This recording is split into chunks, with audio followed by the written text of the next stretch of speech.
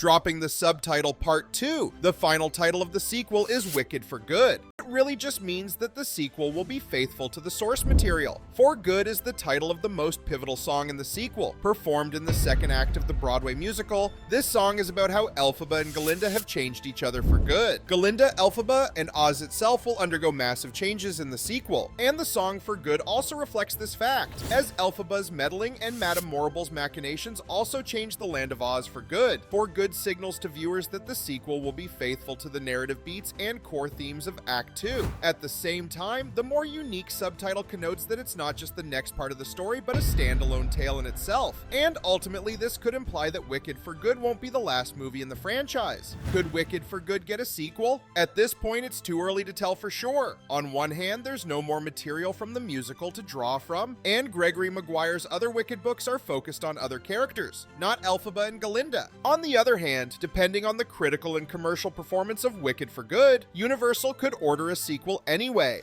After all, while the ending of Act 2 neatly ties up the saga, it does leave room for more tales about the denizens of Oz. But what do you think? Do you want to see more of this revisionist fantasy saga, or should Wicked 2 end the franchise for good? Tell us your thoughts and theories in the comments, and keep watching Screen Rant.